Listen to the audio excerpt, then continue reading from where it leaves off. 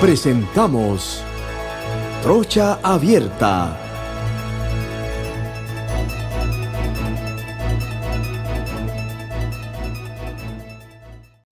Decirle "is" a la vida es dejar que el mundo te sorprenda. Como cuando Susana estaba terminando su videoreceta y en un descuido su perro de un salto se la comió. El video de este pequeño accidente se hizo viral y en su cuenta llegó a millones de personas. Cuando lo ves así, aprendes a reírte y disfrutar cada momento con la seguridad de decirle "is" a la vida. Internacional de Seguros, regulado y supervisado por la Superintendencia de Seguros y Reaseguros de Panamá. Bienvenidos a todos los que me están sintonizando a través de KW Continente a nivel nacional e internacional, porque KW Continente tiene audiencia internacional. Hoy también nos puede sintonizar en YouTube, en Instagram y escuchar en Spotify. Bueno, hoy es martes, ¿qué? Aquí estamos. 19. Hoy es San José. Martes 19. San José. Hoy es San José. San José. San José de David. Bueno, a la feria de San José. Bueno, iniciamos el programa con el chino macaco, Agustín Sosa Peñalba. Muy buenas tardes, amigos oyentes de KW Continente, y este es su programa favorito, Trocha Abierta, dándole gracias a Dios por este martes que nos regala a cada uno de nosotros y a la audiencia y televidente. El licenciado Mélito González. Saludos a todos desde Chitré para los multiversos. Eduardo Castillero, mi primo querido Eduardo Castillero Lañú. Saludos esta tarde a la audiencia de Trocha Abierta a través de KW Continente. Y al subdirector del programa, el doctor Julio Linares.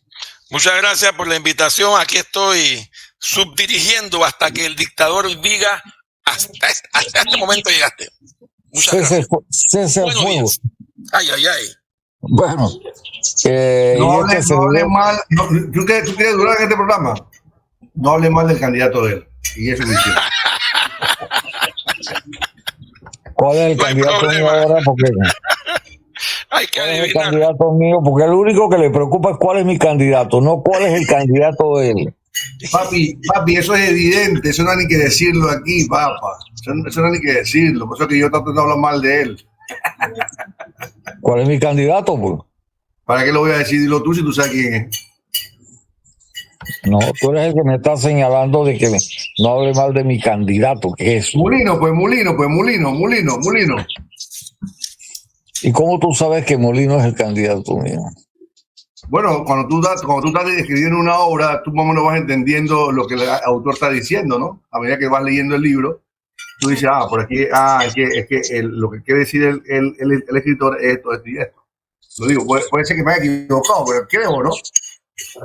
Antes decía que era Martín, o sea que tú andas pendiente de lo que yo haga. Pero también es evidente que ya no lo es.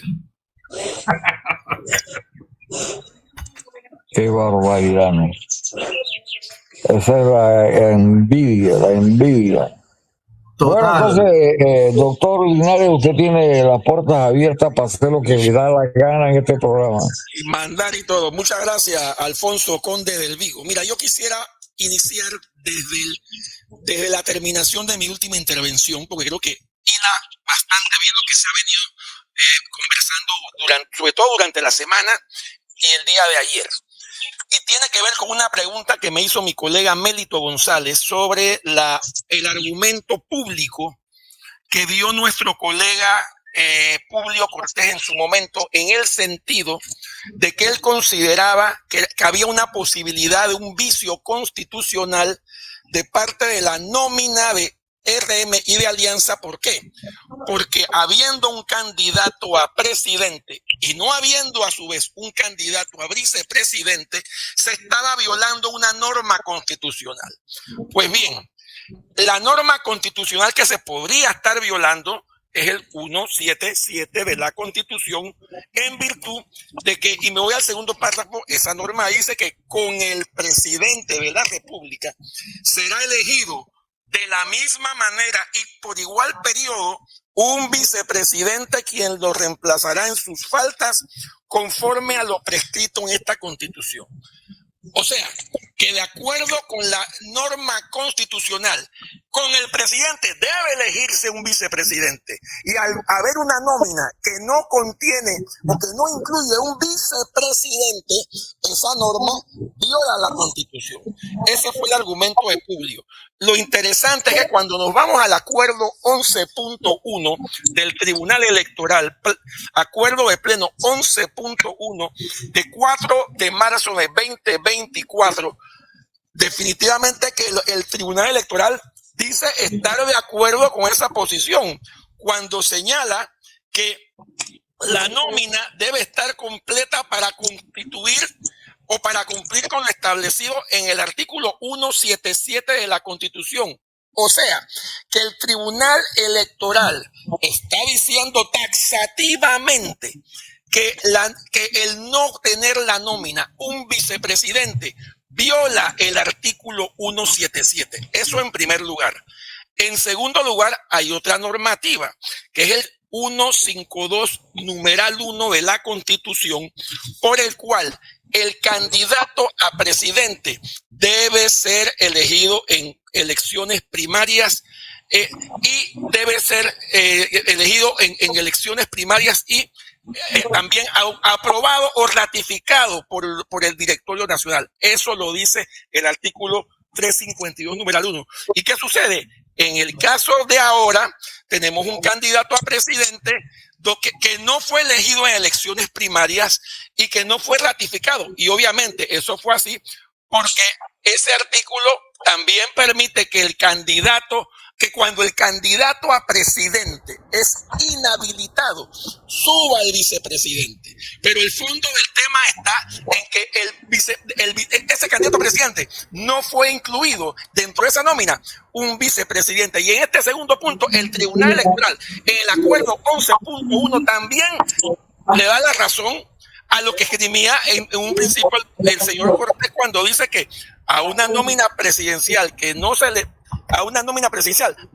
le puede aplicar la solución que brinda el artículo 362, toda vez que no es equiparable el cargo de vicepresidente con la figura de suplente. Y además dice, para ser considerado candidato a presidente de la República, debe ser electo mediante los mecanismos que establece el 352 del Código Electoral, y este no es el caso. Ahora ustedes dirán, ¿cómo es posible que el Tribunal Electoral dice que la nómina actualmente viola el artículo 177 de la Constitución y viola el 352 numeral único del Código Electoral? Muy sencillo. El Tribunal Electoral se decantó en unas supuestas convenciones de derechos humanos y esa interpretación restrictiva que establece el 177, el tribunal la amplía para traer unas convenciones de derechos humanos que lamentablemente, y aquí donde yo critico al Tribunal Electoral, es que es un tema tan delicado y tan profundo.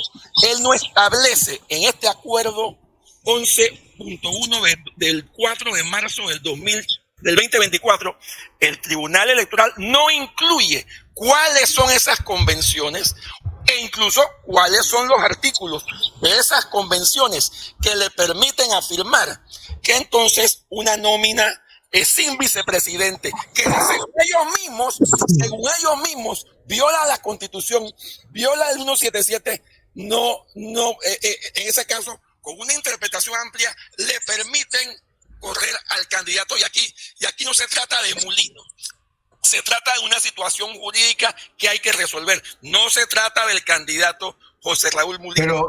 Pero Julio, pero mira, ahí estamos partiendo de un punto. Martín Torrijos no fue elegido por una primaria, solamente por la directiva. Tenemos un gringo que todavía no solucionó su problema y es candidato presidencial. Y tenemos vicepresidentes, candidatos a vicepresidente que no han sido escogidos por unas primarias tampoco. Te voy a corregir algo. El Partido Popular no llega a 200,000 adherente. Por lo tanto, no se requiere una Exacto. primaria. Así, esa iba a ser mi respuesta. Sí. Ok, bien, perfecto. Entonces estamos bien. Entonces él pasa sin problema. Eso estamos Sí. bien. Esto es para debatir y ir aclarando. Así Esto no es que yo no sé, yo no sé. Vamos bien. Pero entonces aquí hay cosas que realmente pueden traer otras consecuencias, que esto va a empañar más allá de lo que pueda aclarar el tema de las elecciones, porque hay una interpretación de una persona por el cual se ha formado todo esto que tú has comentado, y ahora vamos a ver que el árbitro, que es el que tiene que dar su opinión, qué va a decir con relación a eso, pero ahora el tribunal está diciendo, perdón, me equivoqué. ¿Qué clase de tribunal tenemos nosotros entonces? Lo que pasa es que el acuerdo 11.1 del 4 de marzo de 2024, lo que sucede es que sí es ambivalente. Es ambivalente porque sí, te dice que hay una violación flagrante a la Constitución, lo dice expresamente en base al 177 y en base al mecanismo de escoger al presidente, pero por otro lado se va y se decanta en una interpretación amplia basada en derechos humanos, pero no te incluye esos instrumentos jurídicos de derechos humanos que nos pudiesen convencer para ir en contra de su propia posición de decir que una candidatura a presidente sin vicepresidente viola la Constitución. Ahora, este es un argumento jurídico y muy técnico que es difícil de entender, y ustedes me van a disculpar porque es verdad, uno es abogado y uno a lo mejor se tecnifica demasiado en el lenguaje. Ahora, si tú hay otro elemento que yo quiero adicionar, ya saliéndome tal vez de la parte jurídica, y porque ya lo he dicho, yo sí considero que que el recurso es inoportuno e imprudente. Inoportuno e imprudente, y eso no tiene nada que ver que tenga un basamento jurídico importante. ¿Por qué es inoportuno e imprudente? Por el tiempo electoral, por el hecho de que solamente faltan menos de 2 meses para el 5 de mayo del 2024. Y entonces, trastocar el torneo electoral, independientemente que pueda haber un fallo en derecho, porque eso tampoco lo dudo, y eso no lo decido yo, ni lo decimos nosotros, eso lo decidirá la Corte, si es que tiene tiempo de fallar. El hecho de trastocar de alguna manera el torneo electoral a menos de 2 meses sí puede ser peligroso. Entonces, eso es lo que se critica más que nada, por lo menos yo en lo personal, más que el fondo jurídico, porque yo creo que sí puede haber base jurídica en el recurso, es el momento de la interposición del mismo a menos de 2 meses del torneo electoral. Y ya para terminar esta etapa y todos conversemos, hay otra situación. En caso de que el recurso sea en contra del candidato, ese recurso tiene que ser fallado y ejecutoriado antes del 5 de mayo del 2024. ¿Por qué? Porque los recursos de inconstitucionalidad no tienen efecto retroactivo, rigen a futuro. Así que si ese fallo se va más allá del 5 de mayo, pueden pasar una de dos cosas, en mi opinión. O la Corte declara la sustracción de materia, o la Corte falla, que incluso podría fallar en contra del candidato, pero ese fallo no lo afectaría. ¿Por qué? Porque él ya ganó las elecciones y los recursos de inconstitucionalidad.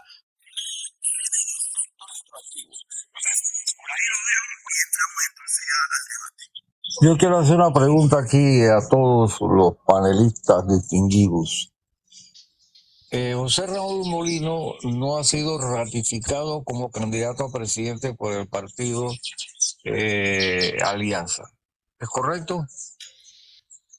Yo creo que no ha sido ratificado ni por Alianza ni por RM, porque él sube automáticamente de la candidatura a vicepresidente a presidente. Y entonces él, por esa situación, él no ha sido ratificado. Entonces, y precisamente lo que es parte del recurso, lo que dice es que como no ha sido ratificado y como el 352 numeral 1 dice que tiene que ser autorizado por el Directorio Nacional y ratificado por el comité político, algo por el estilo, se está interponiendo un recurso, pero sí, creo que no ha sido ratificado por ninguno de los dos partidos.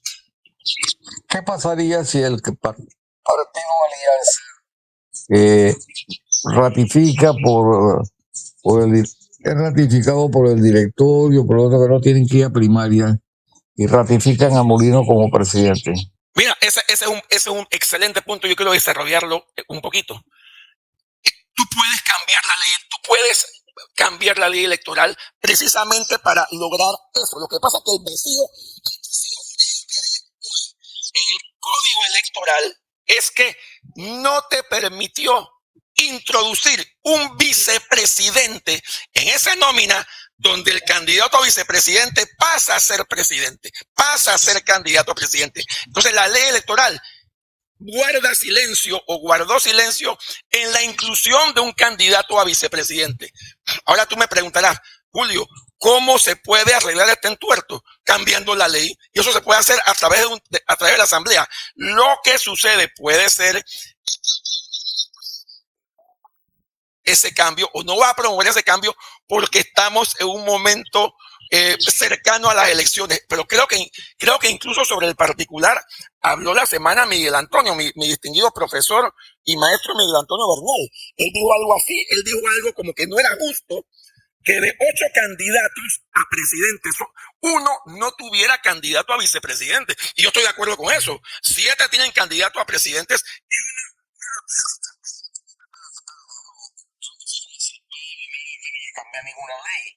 El partido Alianza no tiene candidato para presidente de la República. Y si no tiene candidato para presidente de la República, ellos pueden lanzar la candidatura de Molino, ser ratificada por el directorio, por la convención, por lo que tú quieras, y él es el candidato de Alianza. Yo creo que no. Bueno, a lo mejor Marito me puede ayudar ahí. Yo creo que no, porque ya pasó el tiempo. Yo creo que no, porque ya pasó el tiempo de las candidaturas, de la presentación de candidaturas. Por eso que yo hablo de la posibilidad de cambiar la ley electoral en un momento muy delicado y que incluso ese posible cambio de ley para ese tema específico pudiera ser peor, porque quién sabe qué va a hacer la Asamblea Nacional en este momento. Así que para acotar lo que dice Julio, definitivamente que está la ley electoral. Y la ley electoral, si usted quiere decir que viene de Yolanda Pulitzer de Rodríguez, lo que quiera es la ley electoral. Lo que todos los años, todos los periodos electorales se reforma. Hay una comisión donde no hay nadie, que no tiene nada que ver con Yolanda ni con nada, pero la modifican, le hacen adenda, le hacen todo lo que usted quiera. O sea que si nos vamos al código de 1987 y revisamos con el actual, tal vez no se parezca en nada más que diga República de Panamá, pero el punto es que hay un periodo de procedimiento que ya no se puede hacer, porque la ley electoral no te lo permite. Por eso que el Tribunal Electoral, y por eso que a veces hay que tener todos los elementos para poder tener una buena conclusión. Mire, ese acuerdo del Tribunal Electoral yo lo desconocía, el artículo 363 o 365 o 368 yo lo desconocía. Entonces, en base a eso, por eso yo decía, no es la lógica que uno tiene, es la lógica jurídica, pero la lógica jurídica, tú puedes tener esa lógica jurídica cuando tú ves todos los elementos jurídicos, es decir, la ley la puedes interpretar, pero mira que ya el Tribunal Electoral ha reconocido que hay un vicio constitucional. sí. Entonces está reconociendo que hay un vicio de constitucionalidad. Ahora la Corte le corresponde, y esto no es aquí nada más, eso es más común en el ámbito jurídico de lo que uno se imagina. Yo me encuentro con una norma que considero que es inconstitucional, yo puedo ir mañana, hoy en la tarde yo veo y digo, mira, considero que este artículo viola el artículo del código tal, viola el artículo tal de la Constitución, voy y lo presento ante la Corte y bueno, de pronto la Corte dice, tiene razón Melito González, vamos a declarar artículo inconstitucional. Y eso pasa, no tan a menudo, pero pasa, ¿no? No es una cosa de una locura. Entonces lo que quiero puntualizar es que ya por ley no se puede, porque es la ley electoral y la ley electoral tiene que interpretarse, y el mecanismo que escogió para subsanar esto el Tribunal Electoral, de acuerdo a que todo lo que se ha dicho, debatido, es sencillo. Se subía, en este caso se sube al vicepresidente. Ahora hay fórmulas, pero ya para esta elección no cabe prácticamente. La pregunta que cabe aquí, hay una demanda en la Corte hace más de 6 meses con el tema de Rómulo Rux. ¿Por qué el Tribunal Electoral no se ha pronunciado sobre ese tema, donde hay una persona que no tiene los derechos ciudadanos, que no han sido rehabilitados de acuerdo al artículo 10 de lo que son las funciones de la Asamblea, el numeral 10, perdón, del artículo 061, ¿por qué la Asamblea no ha dicho nada? ¿Por qué el tribunal se ha mantenido en silencio en ese sentido cuando Rómulo Rux ni siquiera podría votar por él mismo, ni siquiera podría ser candidato presidencial porque tiene suspendido ese derecho? Entonces, es una cosa que tú te das cuenta, perdón, es una cosa que tú te das cuenta que aquí la justicia anda chueca porque para un lado sí mira, pero para otro lado se hace el ciego, y esas son las cosas que tú ves aquí. Sin embargo, admitir lo de Rómulo duró ni siquiera días, que lo aceptó creo que el magistrado Arrocha, que creemos que lo que duró 6 meses con señor Rómulo Rux va a terminar en una semana, lo que hay que definir con el señor Munilo, que de pronto, por ser un tema que puede ser político, le digan él no puede correr. Entonces tú tienes que eliminar entonces también a Rómulo Rux, de acuerdo a lo que establece la ley. Pero Agustín, lo que quería preguntarle a Julio desde hace ya un buen rato, el Tribunal Electoral no va a mirar la posibilidad de que le quiten su endiosamiento de que ellos son los únicos que pueden ver la materia. Ellos no van a aceptar ni consultarle a la Corte ni a nadie. Están endiosados.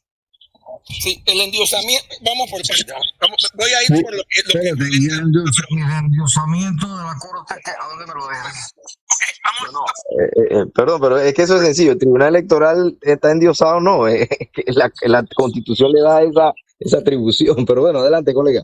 Sí, mira, Así mismo. el endiosamiento, lo pongo entre comillas, el endiosamiento del Tribunal Electoral se basa en 2 artículos de la Constitución. El 142, cuando dice que el tribunal interpretará y aplicará privativamente la ley electoral, bla, bla, bla. Y el 143, numeral 3, que dice lo mismo: reglamentar la ley electoral, interpretarla y aplicarla y conocer las controversias que originan su aplicación. O sea, la Constitución le está diciendo que el Tribunal Electoral interpreta privativamente la ley electoral. Pero eso no quiere decir que sea papá Dios, porque hay un artículo que también dice que las decisiones del Tribunal Electoral, sea cual sea, pues están sujetas a ser están sujetas a los recursos de inconstitucionalidad, y los recursos de inconstitucionalidad, esos que establece la Corte, están por encima de la ley, de las interpretaciones del Tribunal Electoral. Así que eso que quede muy claro, porque he oído a colegas decir que es que si la Corte no podía recibir, no podía admitir, porque ya el Tribunal Electoral tiene una camisa de fuerza y de protección. Yo no creo eso. La misma Constitución te dice que las decisiones del Tribunal Electoral están sujetas Yo te pregunto a la Corte Suprema de Justicia a través de los recursos de inconstitucionalidad. Sí. ¿Qué pasaría si a Lombana le hacen esta jugada o a Martín o a otro? ¿Qué pasaría? Pero ¿cómo sería la jugada? Perdón, ¿cómo sería la jugada? Porque la jugada es que se quede sin vicepresidente o que se lo saquen y suban al presidente. Una de dos, pero la jugada ¿cómo sería? Inhabilitando por ejemplo, el caso de Martín a Rosario o al mismo Martín. ¿Cómo sería la jugada? Porque la jugada es que se inhabilitó a Martinelli y subieron a Molino, ¿no? Sí. Inhabilitaron a Martinelli, subieron a Molino y no colocaron un vicepresidente. Ese es el tema. No colocaron un vicepresidente. Yo creo que ese es el meollo del asunto constitucional. Ahora, yo quiero hacer una breve explicación para que quede bien clarito. Uh-huh. Así como, por ejemplo, la medicina, existe la medicina general. Existe el médico general, que casi todos se gradúan como médico general. Algunos países te dan otras cositas. Y hay especialidades. Lo mismo en el derecho. El derecho, tú puedes decir, el abogado se gradúa con un título en Panamá de licenciado en Derecho y Ciencias Políticas. Es como una especie de abogado general. Puede ver todas las materias, pero hay especialidades. Y la ventaja de las especialidades es que pues ya tú conoces mucho más a fondo la ley en la cual te vas a especializar. Para eso está entonces la ley, por ejemplo, la procesal, o sea, todo lo que tiene con los procedimientos. está el derecho penal, está el derecho civil, mercantil, vamos. Entonces está el derecho electoral. O sea, ¿qué le corresponde a la Corte cuando el Pleno que le corresponde verificar lo que pasa? Que ninguna de estas especialidades cuando se interpretan violen la Constitución. Eso es lo que le corresponde. Ellos tienen que ver, ok, Tribunal Electoral, tú eres el encargado exclusivo de ver todos los temas electorales, porque eso te lo da la ley y está bien, para eso existes. Ahora, cuando tú interpretas la ley, tú la puedes interpretar todo lo que tú quieras, pero siempre y cuando no violes la Constitución, porque entonces a quién le toca decir si la violaste o no es al Pleno de la Corte. Por lo tanto, lo que hizo el Tribunal Electoral fue una interpretación que tenía rango de constitucionalidad, que es el tema del presidente y vicepresidente. Como es un tema constitucional, entonces los que vieron que es posible violación impugnan y la Corte tiene que entrar a ver un tema constitucional, que es el tema del presidente y el vicepresidente, que está consagrado en la Constitución. Yo estoy tratando de ser lo más claro posible para que entendamos por qué se dan las cosas. Y esto es lo que se llama la lógica jurídica, no es la lógica común. Es la lógica jurídica. Además, del fin de semana tú vas a estar buscando el libro. Una pregunta, Abuelito, una pregunta. Yo todavía no soy abogado, pero yo leo mucho. ¿Cómo tú interpretas entonces lo que dice el artículo 13 de la Constitución y lo que dice el artículo 061 de la Constitución cuando se está violentando algo inconstitucional y el tribunal no ha hecho absolutamente nada cuando es tan claro y evidente los procedimientos constitucionales, cómo tú puedes volver a tener la ciudadanía? Y el señor Rux violentó eso a través de un memorándum, una nota de admiración diciendo usted tiene restablecido tus derechos ciudadanos cuando el artículo 61 dice, 161, son funciones administrativas de la Asamblea Nacional. Número 10, rehabilitar a los que hayan perdido derechos inherentes a la ciudadanía. ¿Qué interpretación puedo tener yo de eso? ¿Hacia dónde me voy a dirigir cuando está tan tácito un tema como este? Lo que pasa es que aquí en este país estamos acostumbrados a ver las violaciones constitucionales, las leyes normales, los procesales, todo. Y ese es un caso que es evidente.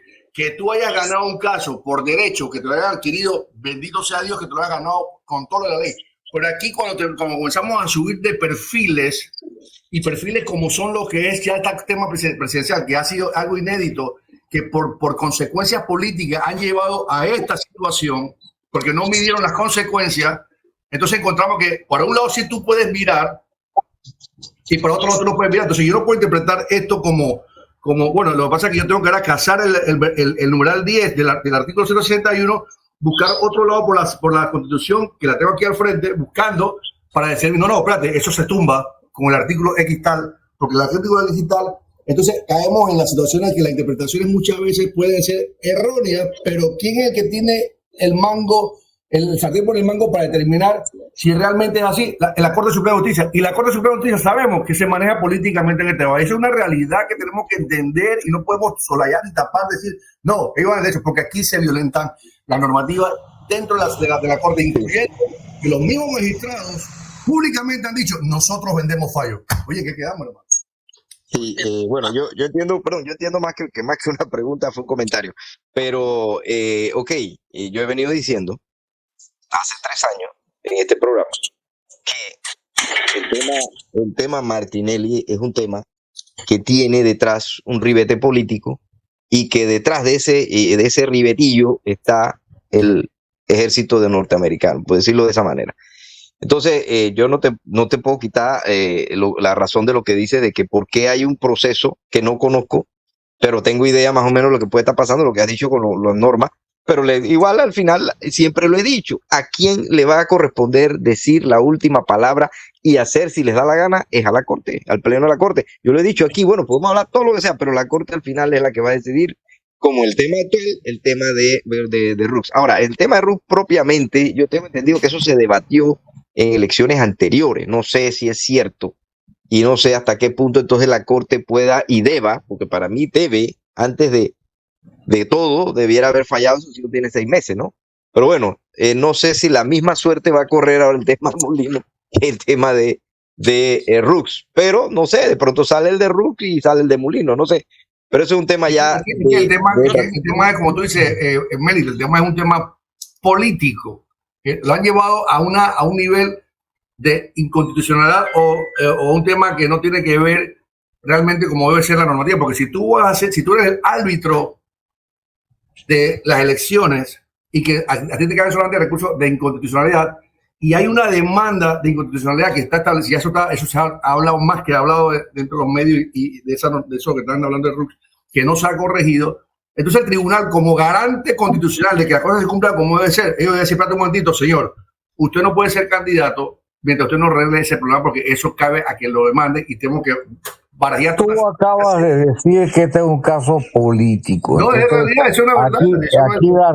aquí la razón jurídica no cabe, porque este es un caso político y todos lo sabemos.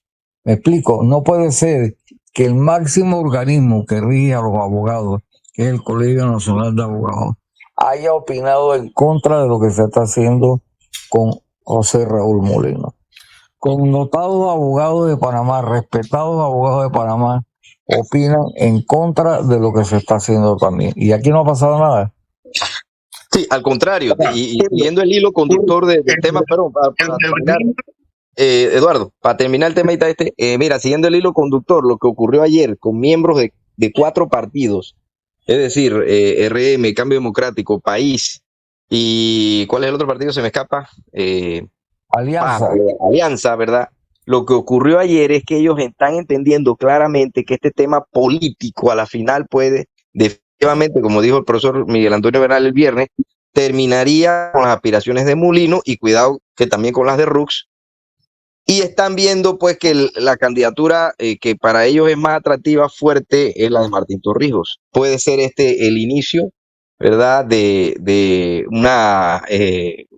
un éxodo hacia la candidatura de Martín, y bueno, a diferencia pues de otras posturas, ¿no? Y en lo personal, espero que sea así, políticamente hablando. Ahora, Julio, yo hago otra pregunta. Espérate, Julio, ¿cuántas reuniones ha podido tener Rómulo Rux con los magistrados del Tribunal Electoral en el proceso 4 o 5? Ellos no le pudieron decir en este momento, oiga, usted tiene un asunto pendiente. Yo inicio la respuesta tratando de resumir en una frase el concepto jurídico que desarrolló muy bien mi colega Mélito. Y es que el Tribunal Electoral no puede interpretar en contra de la Constitución. Y ahí es donde entra la Constitución. Y lo voy a dejar allí porque Mélito lo explicó bastante bien. En el tema, veo que ha habido muchos comentarios sobre el candidato Rómulo Rux. Y yo creo que podría establecer algunos puntos sobre ese candidato. Número 1. Tengo entendido, o así es un tema público y notorio, que el abogado o abogada que presentó el recurso en la corte es ficha del candidato Rux. Eso es lo que se habla en todos lados y eso es algo prácticamente público y notorio. Entonces yo sí creo, porque se está haciendo un comentario general de que los candidatos no dicen nada y que no están haciendo nada sobre el tema en particular, en pro o en contra de un candidato que puede estar afectado. Perdónenme, yo creo que la responsabilidad principal la tiene el candidato Rux. Él debe salir a la palestra y explicarle al país si él está o no detrás de esa demanda.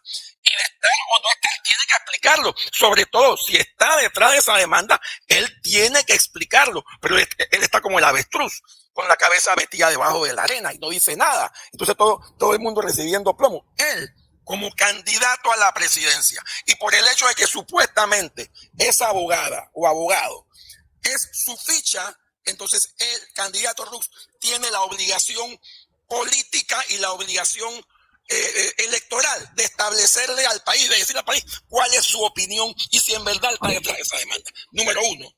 Número 2. Aquí hay un tema del candidato Rux que a mí siempre me ha llamado la atención.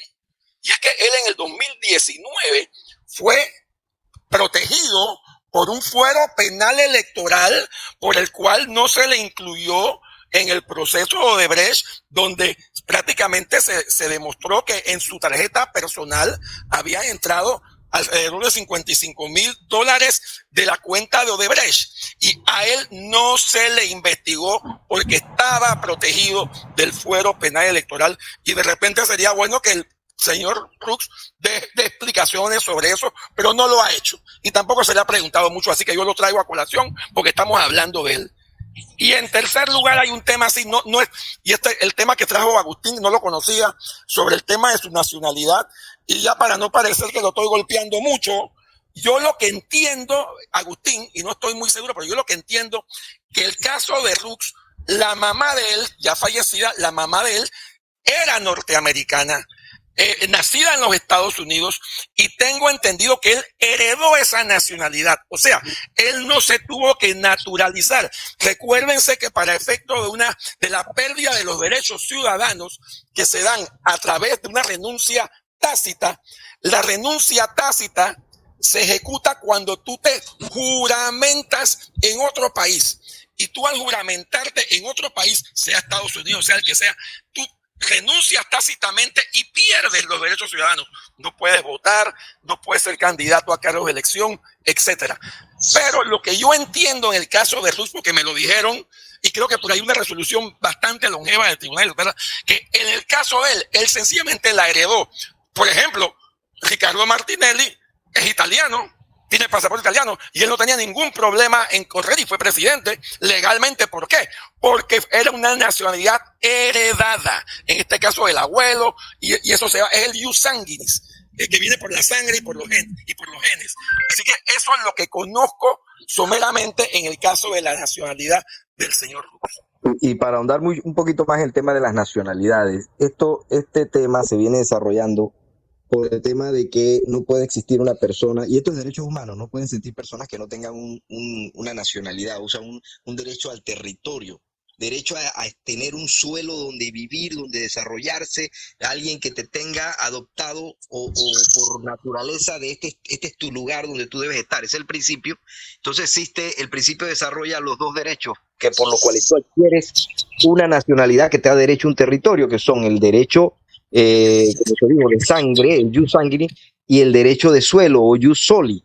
El derecho de sangre es porque tus ancestros tienen esa nacionalidad, y el derecho de suelo, ius soli, es porque naciste en un lugar determinado y eso te da derecho a una nacionalidad. Lo que, en el caso de que si es así, entonces efectivamente no estás obligado a presentarte a hacer un procedimiento para adquirir la nacionalidad, y generalmente en esos procedimientos el Estado que te adopta, ¿verdad?, por el derecho de naturalización, te pide que renuncie, aunque tengo entendido que es así, te pido que cuando vas a aceptar la nueva y jurar que vas a tener la nueva nacionalidad, anteriores que tú tengas. Tengo entendido que es así. Inclusive creo que en Panamá de la misma manera, yo he estado un par de actos de esto, y me parece que tienen que renunciar a su nacionalidad de origen. Es que, mira, aquí habla en el párrafo tercero del artículo 13, la nacionalidad, primero dice la nacionalidad panameña de origen o adquirida, puede entrar por el punto que dice, por interpretación, lo que dice Julio, o adquirida, ya sea porque la heredó de parte de su familia, por el nacimiento no se pierde el nacimiento, pero la renuncia expresa o tácita de ella se suspenderá la ciudadanía. El párrafo tercero, la renuncia expresa de la nacionalidad se produce cuando la persona manifiesta por escrito al Ejecutivo su voluntad de abandonarla, y la tácita cuando se adquiere por otra nacionalidad o cuando se entra al servicio de un Estado enemigo. O sea, él la recibió de una manera como acaba de decir Julio. Entonces yo interpreto aquí, ok, yo adquirí eso por herencia, así que yo tengo que mandar una carta al Ejecutivo y decir yo estoy renunciando a esa, y que la Asamblea, a través del artículo 061, numeral 10, es que entonces le otorga nuevamente ese derecho. Que ese es un procedimiento que no ha pasado. Agustín, te aclaro. La renuncia tácita no se da cuando tú la heredas. La renuncia tácita es cuando tú te naturalizas en otro país. Allí sí. Acuérdense el caso de Bosco Vallarino. Acuérdense los problemas serios que tuvo Bosco Vallarino. Porque él tenía la nacionalidad estadounidense no por jus sanguinis, no porque la había obtenido por el derecho de la sangre o de los genes. Sencillamente él se había naturalizado o nacionalizado estadounidense y se quedó calladito. El caso de Rugg es distinto porque la mamá sí era norteamericana, sí nació, así que él lo hereda. Es el caso de Martinelli. Él lo heredó de sus ancestros, el pasaporte italiano. Martinelli no tenía que renunciar a ninguna nacionalidad italiana. Creo que tampoco lo tiene que ser el candidato Rugg. El candidato Rugg tiene otros problemas. No creo que sea ese. Y estoy haciéndolo desde el punto de vista constitucional y legal, y creo que de alguna manera Mérito va por la misma línea. Ok. Vemos entonces qué interpreta entonces la Corte con relación a esa demanda. Que por cierto, esa demanda, perdón, yo quisiera, no estoy claro si a Eduardo le llegué a contestar su pregunta. A Eduardo, no sé, Eduardo, tú me habías preguntado algo también sobre el candidato Rugg. No sé si con lo que hemos hablado te la ha contestado. No sé, nada más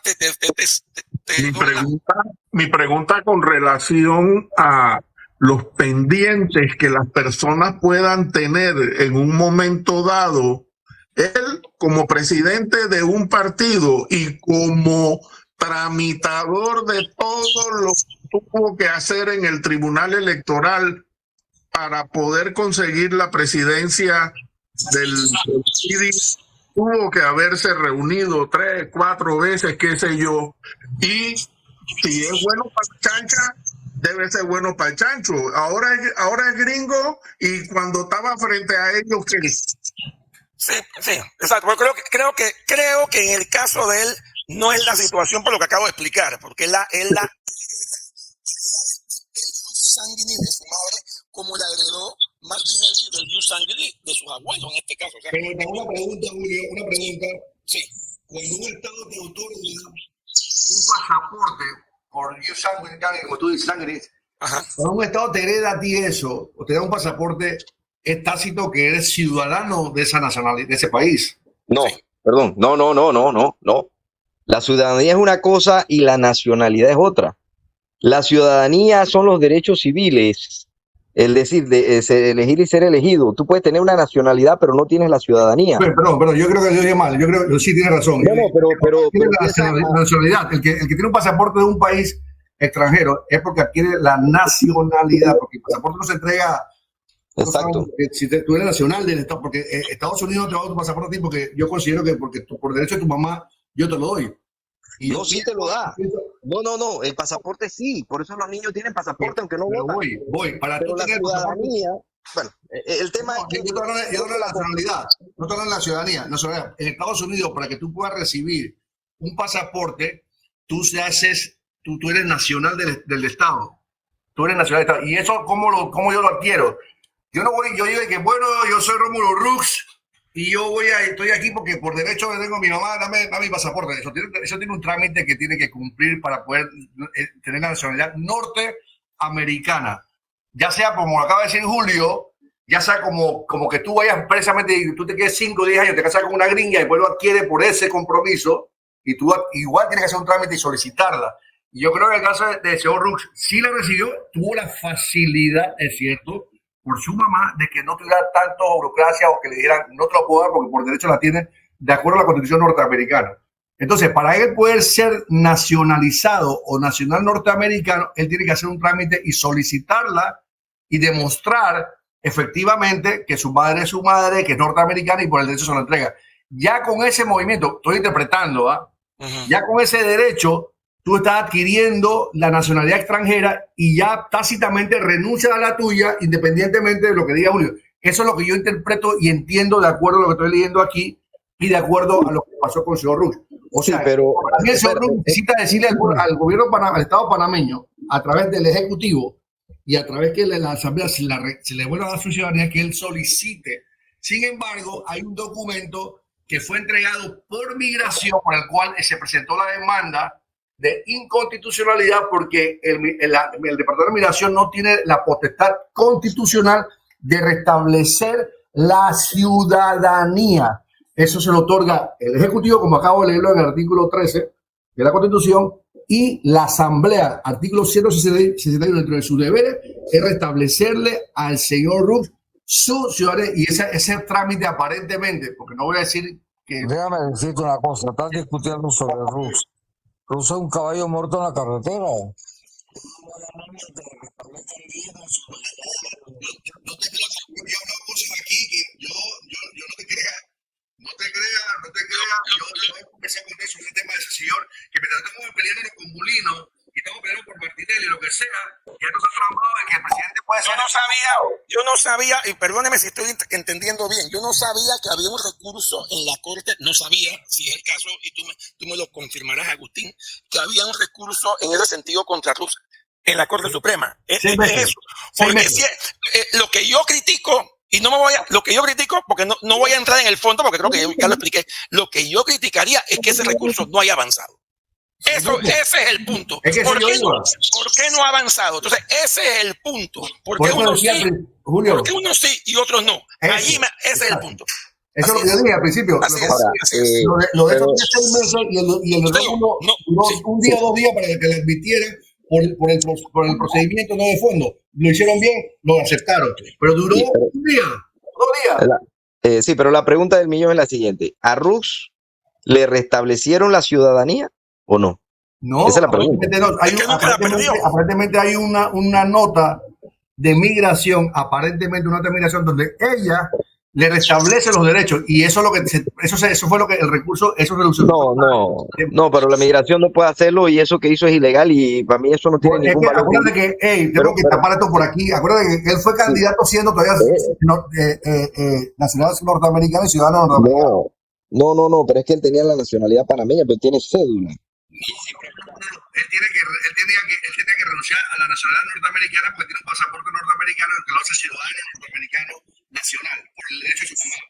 Pero es que está confundiendo la nacionalidad con la ciudadanía. Para que tú seas nacional norteamericano, para que tú puedas tener un pasaporte norteamericano, tiene que ser nacional adquirida por derecho, como dice Suiza. Por eso, él la tenía por derecho por el jus sanguinis, pero nunca perdió, pero es que él nunca perdió la nacionalidad panameña y no, es que la Constitución no dice eso, tú nunca pierdes la nacionalidad, nunca pierdes los derechos ciudadanos. Yo estoy claro en eso. Espérate, no, espérate, es que pierdes, sí, si renuncias a la, cuando tú adquieres, primero tienes que adquirir una nacionalidad para después darte los derechos civiles y políticos que es la ciudadanía. Entonces, cuando tú renuncias, está citado expresamente a tu nacionalidad, adquiriendo otra nacionalidad que te da derecho a la ciudadanía, que son los derechos civiles y políticos, es decir, elegir y ser elegido, entonces es que tú pierdes tu nacionalidad de origen. Sí se pierde cuando adoptas otra, pero el caso él nunca renunció porque él tenía derecho a las dos. La Constitución dice lo siguiente, Melito. La ley dice, la nacionalidad panameña de origen o adquirida por el nacimiento no se pierde. Ahí estamos claros. Exacto. Estoy claro. Aquí lo dice la 13, pero la renuncia expresa, estoy renunciando, o tácita por el tema de la mamá, ella suspenderá la ciudadanía, que es diferente. Yo estoy claro en lo que estoy diciendo. Lo que estoy diciendo es, al ser nacional norteamericano, porque mantiene un pasaporte de nacional norteamericano, no significa que perdió la nacionalidad panameña, la mantiene. Lo que él ha perdido de aquí es la ciudadanía y derechos ciudadanos que él se suspende. Y aparentemente, como expliqué, sí, pero voy a echar para atrás, Solicitó para tapar esto, solicitó una carta, migración dijo, tú estás restablecido. Eso es lo que se está diciendo. Y de ese documento se presentó la demanda porque hay extralimitación de funciones de funcionario público con relación a esa nota y que él no, eso no era el procedimiento era el 161 y el artículo y el numeral 10 y la carta que mandó el Ejecutivo. Ese es el procedimiento que se está demandando. Déjame explicarte, precisamente ese procedimiento o eso que hizo ese funcionario no tiene ningún valor jurídico porque no hay una persona indicada para eso.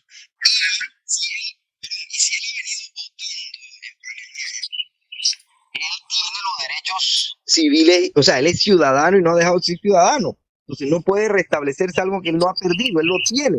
Él no puede votar, primero que él no puede votar, porque se supone que esos derechos ciudadanos. Él no puede votar ni por él mismo. Agustín, pero espérate, él viene votando. Sí, él nunca los perdió porque él siempre votó. A él tenía que quitársele la ciudadanía y no se le quitó. Entonces él nunca la perdió. Agustín, nunca perdió la condición. Entonces él siguió votando y al seguir votando no perdió la ciudadanía panameña. Entonces, al no perderla, eso que hizo, para mí que lo que hicieron fue una bulla, porque no era, eso no tiene ningún valor jurídico, nada, ni siquiera que la Constitución dice la Constitución dice que tú no tienes que solicitarla, tú la suspendes automáticamente sin que tengas un trámite burocrático para que me la suspendas. Sino pero que no se hizo. No se hizo y no hay constancia de eso, por lo tanto él nunca la perdió, él se mantuvo. O sea, lo que habría que hacer ahora es buscar la forma de inhabilitarlo, pero eso tendría que ver cómo lo van a hacer.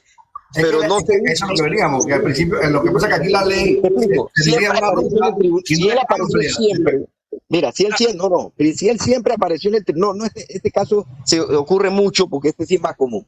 Si él siempre estuvo inscrito en el Tribunal Electoral con su número de cédula y en padrón electoral para votar, nunca perdió la ciudadanía, porque quien te da eso es el aparecer. Por eso que cuando tú no vas a votar 2 o 3 veces te quitan la ciudadanía.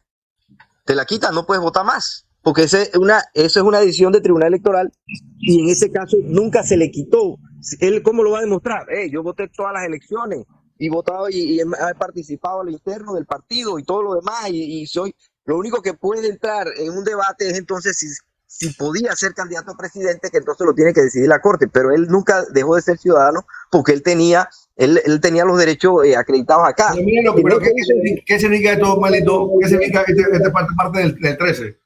Pero la renuncia expresa, lo estoy renunciando, o tácita, o sea, yo no anuncié, pero ya es tácito. Yo no renuncié, pero dice, suspenderá. No está diciendo, eso, tiene que ver cómo suspenderá la ciudadanía tuya. Agustín, esto es muy para clarificar. La renuncia tácita a la ciudadanía la provoca tu naturalización en otro país. ¿Y qué es tu naturalización? Juramental. Yo me juro lealtad a los Estados Unidos o a España o a quien sea. Ahí está la renuncia tácita. La renuncia tácita no existe cuando heredas por el ius sanguinis. Eso hay que tenerlo bien claro. Yo voy a investigar por la embajada norteamericana en ese tipo para ver qué pasa. Yo doy información de ese caso. Mi mamá, ella era norteamericana. ¿Cómo yo adquiero pasaporte norteamericano? ¿Cuál es el procedimiento? Yo voy a buscarlo y me va a decir lo que yo tengo que escuchar.